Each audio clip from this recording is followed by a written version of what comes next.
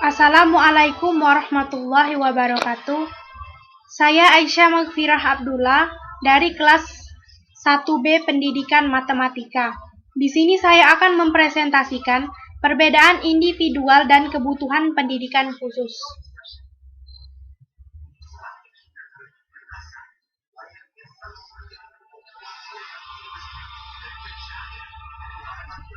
Yang pertama, perbedaan individual atau individual differences, yaitu variasi kemampuan dan karakteristik. Karakteristik di sini meliputi intelijensi, kepribadian, dan sebagainya di antara para siswa pada usia tertentu dan dalam setiap kelompok. Karakteristik yang pertama yaitu intelijensi.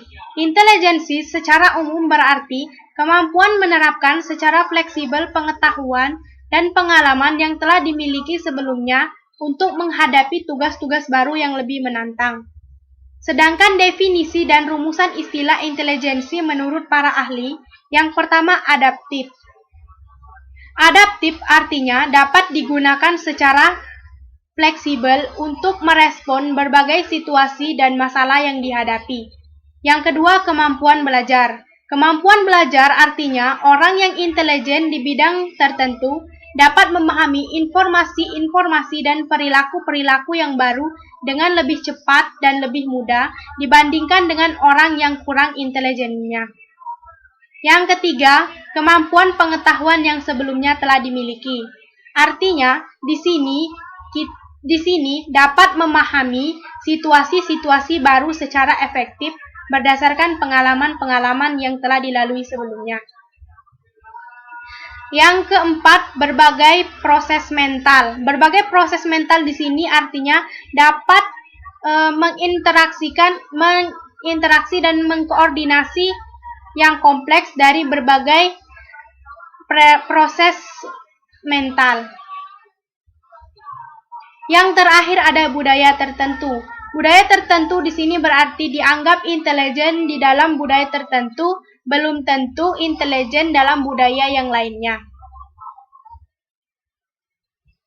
Selanjutnya, perspektif teoritis tentang intelijensi. Yang pertama, konsep G menurut Spearman.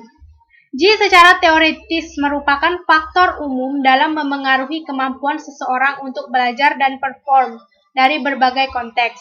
Menurut perspektif Spearman, performa seorang siswa dalam setiap tugas yang diberikan tergantung pada faktor umum dan faktor spesifik yang dilibatkan dalam menyelesaikan tugas tersebut.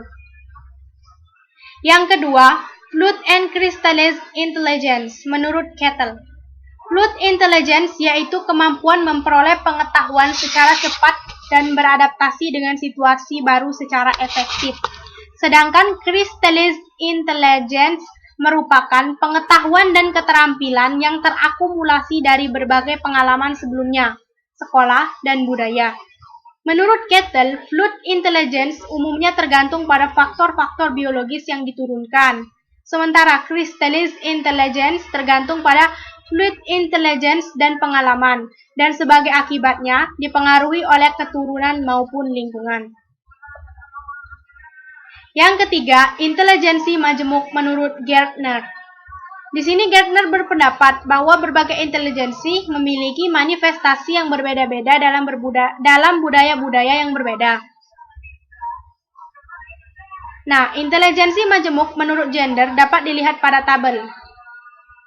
Yang pertama, jenis intelijensi bahasa. Sebagai contoh perilaku yang relevan dari intelijensi bahasa ini, yang pertama, berargumentasi secara persuasif, menulis puisi. Yang kedua, intelijensi logika matematika. Contoh perilaku yang relevan yaitu yang pertama, memecahkan soal matematika secara cepat. Yang kedua, menghasilkan pembuktian matematis. Untuk yang seterusnya bisa dilihat pada tabel. Selanjutnya yang keempat, Tiercik teori menurut Sternberg. Sternberg berpendapat bahwa perilaku yang intelijen melibatkan ketiga faktor berikut. Yang pertama, konteks lingkungan.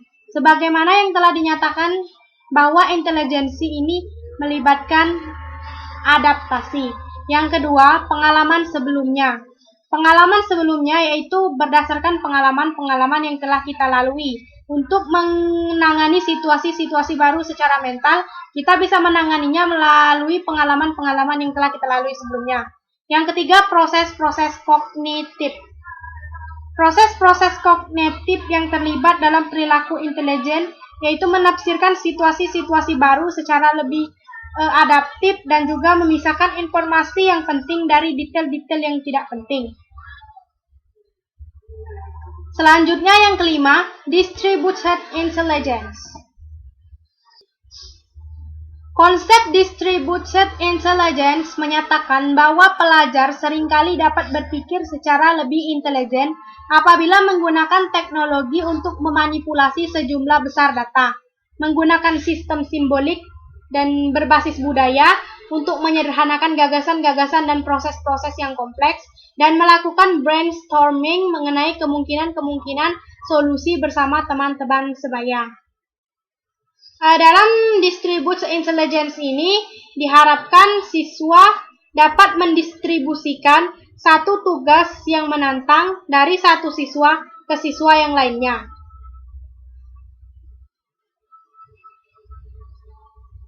Selanjutnya, mengukur intelijensi. IQ dan prestasi sekolah. Tujuan awalnya yaitu memprediksikan seberapa baik performa setiap siswa di kelas dan dalam situasi serupa. Berdasarkan studi yang telah dilakukan berulang kali, ditemukan bahwa performa dalam tes intelijensi berkorelasi dengan prestasi sekolah. 3 hal yang perlu diperhatikan dengan hubungan antar skor tes intelijensi dan prestasi sekolah. Yang pertama, intelijensi tidak niscaya memengaruhi prestasi, melainkan hanya sekedar berkorelasi. Yang kedua, hubungan antara IQ dan prestasi tidaklah sempurna, terdapat banyak pengecualian.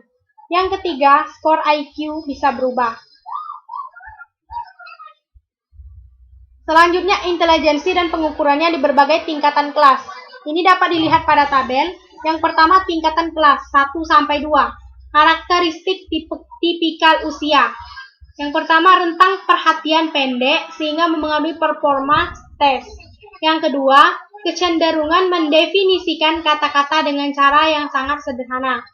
Untuk usulan strateginya, gunakan tes IQ terutama untuk mengidentifikasi keterlambatan yang signifikan dalam perkembangan kognitif, yang disertai dengan mencari intervensi yang sesuai bagi siswa yang mengalami keterlambatan.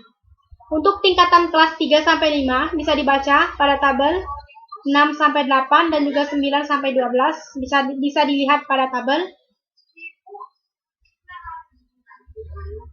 Selanjutnya, cara menyikapi skor intelijensi dan IQ. Yang pertama, sediakan lingkungan yang dapat mendukung pertumbuhan intelektual dan perilaku intelijen. Yang kedua, anggaplah tes-tes intelijensi sebagai suatu bentuk pengukuran yang berguna namun tidak sempurna. Yang ketiga, gunakan pengukuran-pengukuran yang lebih terfokus ketika Anda ingin menilai kemampuan spesifik. Yang keempat, carilah perilaku-perilaku yang memperlihatkan talenta yang luar biasa dalam konteks budaya siswa. Yang terakhir, ingatlah bahwa terdapat banyak faktor yang juga memengaruhi prestasi siswa di kelas. Selanjutnya, gaya kognitif dan disposisi. Gaya kognitif atau cognitive style dapat diartikan cara khas yang digunakan oleh seorang pelajar untuk memikirkan suatu tugas dan memproses informasi baru. Biasanya berlangsung secara otomatis dibanding secara terencana. Dimensi gaya kognitif memiliki dampak. Yang pertama, pemrosesan analitik versus pemrosesan holistik, dan belajar secara verbal versus belajar secara visual. Yang kedua, disposisi. Disposisi memiliki arti, kecenderungan, dan keinginan umum untuk mendekati dan memikirkan suatu tugas atau informasi baru dalam cara tertentu, seringkali mencerminkan pengambilan keputusan yang sadar oleh seorang pelajar. Disposisi-disposisi produktif yang telah diidentifikasikan oleh para peneliti. Yang pertama, mencari stimulasi. Yang kedua, kebutuhan akan tantangan. Yang ketiga, berpikir kritis. Dan yang terakhir, berpikiran terbuka. siswa berkebutuhan khusus atau students with special needs, yaitu siswa yang sangat berbeda dari teman-teman sebayanya. Mereka membutuhkan materi atau praktik instruksional yang telah diadaptasi secara khusus agar sesuai dengan kebutuhan mereka. Mendidik siswa berkebutuhan khusus di sekolah umum.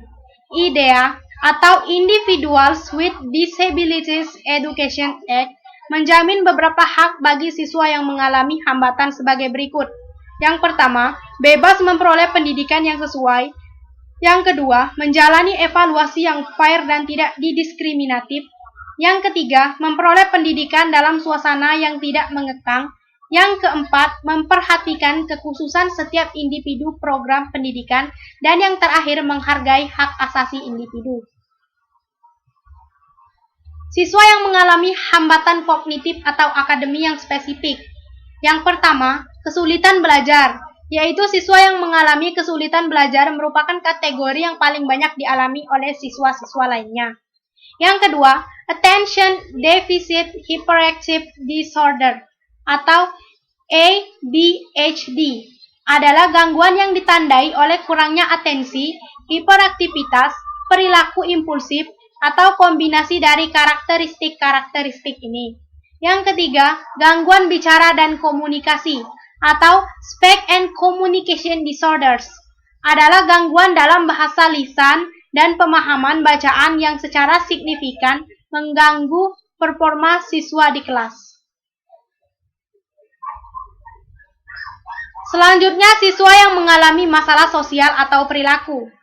Gangguan emosi dan perilaku atau Emotional and Behavioral Disorders, yaitu kondisi emosional dan perilaku yang secara konsisten dan signifikan mengganggu kegiatan belajar dan performa akademik. Gangguan emosi dan perilaku biasanya digolongkan menjadi dua kategori. Yang pertama, externalizing behaviors, perilaku keluar, dan internalizing behaviors, perilaku ke dalam. Gangguan spektrum autisme atau Autism Spectrum Disorders, kelainan yang ditandai oleh adanya gangguan dalam kognisi sosial, keterampilan sosial, dan interaksi sosial, serta perilaku repetitif. Bentuk-bentuk yang ekstrim seringkali terkait dengan keterlambatan yang signifikan dalam perkembangan kognitif serta bahasa serta perilaku yang sangat tidak lazim. Selanjutnya, siswa yang mengalami keterlambatan umum dalam fungsi kognitif dan sosial. Keterbelakangan mental, hambatan yang ditandai dengan intelijensi umum di bawah rata-rata dan kurangnya perilaku adaptif. Perilaku adaptif yaitu perilaku yang berkaitan dengan keterampilan hidup sehari-hari dan perilaku yang sesuai dalam situasi sosial digunakan sebagai kriteria untuk mengidentifikasi siswa yang mengalami keterbelakangan mental. Selanjutnya, siswa yang mengalami masalah fisik atau sensori. Yang pertama, gangguan fisik dan kesehatan, physical health impairments, adalah kondisi fisik atau medis biasanya dalam jangka panjang yang mengganggu performa di sekolah sedemikian rupa, sehingga dibutuhkan cara mengajar, bahan ajar, perlengkapan, atau fasilitas tertentu yang khusus. Yang kedua, gangguan visual, yaitu malafungsi di mata atau saraf optik yang menghambat penglihatan yang normal meskipun menggunakan kacamata. Yang ketiga, kehilangan pendengaran, malafungsi telinga atau saraf-saraf terkait dengan mengganggu persepsi terhadap suara dalam rentang frekuensi bicara orang-orang normal. Yang terakhir, hambatan yang parah dan majemuk. Gangguan dari dua atau lebih hambatan yang mensyaratkan adaptasi yang signifikan di kelas dalam layanan pendidikan yang sangat khusus alias terspesialisasi. Selanjutnya, siswa yang perkembangan kognitif yang tinggi. Keterbakatan atau giftedness.